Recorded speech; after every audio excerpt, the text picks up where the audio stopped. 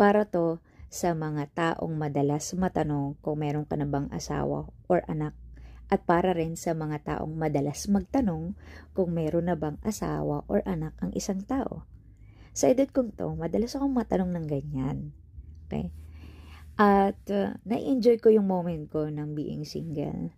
Until tanungin ako kung meron na akong asawa or anak. Dahil dun pumapasok yung pressure, yung doubt, na dapat nga siguro meron akong asawa or dapat siguro meron akong anak. Dahil yung pagtatanong nila kung meron na akong asawa or anak, nadudugtungan yun ng salitang dapat meron ka ng asawa or anak. At nauunawaan ko yun dahil curious lang naman sila or wala silang ibang ibig sabihin na masama tungkol doon. Gusto lang nila tayong mapabuti and yun yung standard na nasa isip nila.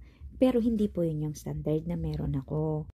Ang mahalaga sa akin ay masaya ako kasama ng pamilya ko, healthy kami, nabibili ko yung kailangan namin, and walang may sakit sa pamilya.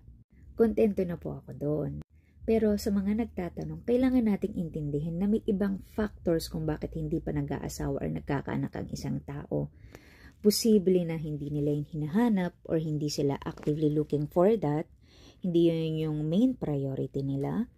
Or marami pang factors actually. But in my case, I came from very toxic 8-year relationship. So napakahirap sa akin ang magkaroon ng relationship ulit. Dahil nawala yung tiwala ko, mahirap akong magtiwala ulit. Okay? Dahil sa loob ng 8 taon na yun, I never cheated. Okay? Pero syempre, sino ba naman ang hindi magagalit na lokohin ka after 8 years? Or baka nga lang hindi after 8 years eh. During sa 8 years na yon na relasyon, baka niloloko pa ako. And I know there was history already.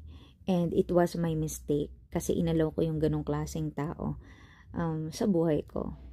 Kaya careful na rin ako sa pagkakaroon ng relasyon. Okay? Or dun sa mga taong pumapasok sa buhay ko, hindi ko sila basta-basta pinapapasok sa buhay ko as a boyfriend or para manligaw. Hindi ganon. Or syempre yung iba, yung iba okay lang din kung wala man naliligaw sa akin or kung meron man, it's fine. Iba lang po yung timeline ng ibang tao sa akin. Okay?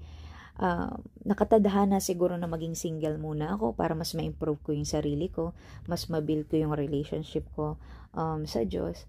So maraming dahilan. Or